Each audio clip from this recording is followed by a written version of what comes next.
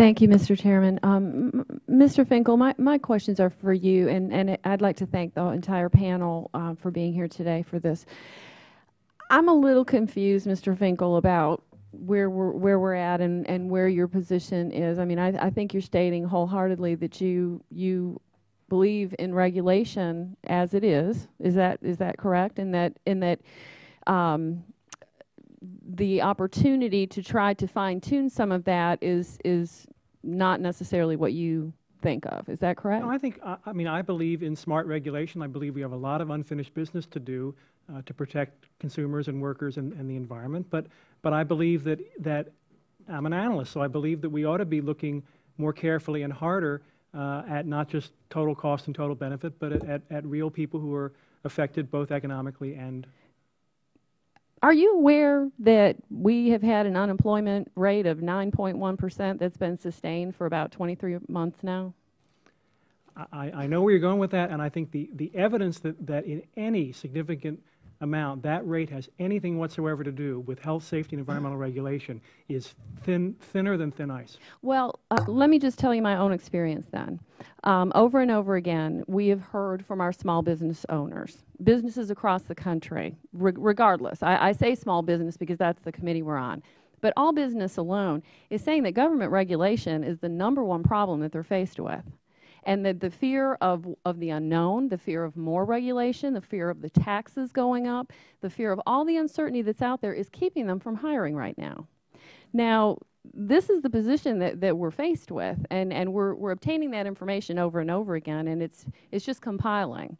But what you're telling me is that you think more along the line of, for instance, let me just see if I pulled out a quote from your opening statement, that small businesses, that you feel that there will be small businesses that will be created because of regulation, and that they're just waiting to be created. So in other words, you know, we're creating a problem which then might actually spark a business growth environment?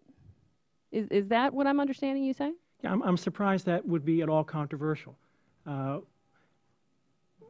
problems that are created through what economists call externalities, the pollution, the safety hazards, when you solve those, sometimes businesses who create the problems are hurt economically, and very often other businesses come in and take advantage of the market to provide the safe equipment, the pollution control technology.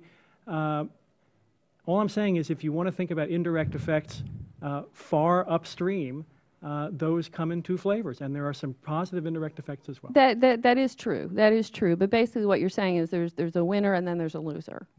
I personally don't believe that's true in business. I think that the innovation in this country is outstanding, and that we all grow as we move along. I have a question too. You had said that you didn't necessarily feel that it was just large corporations, that small businesses are sometimes the bigger culprit of some of these. Can you expand on that? Well, again, in my area, there are studies that suggest that in a lot of industrial sectors, the occupational fatality rate is 6 or 8 times higher in small establishments than in large ones.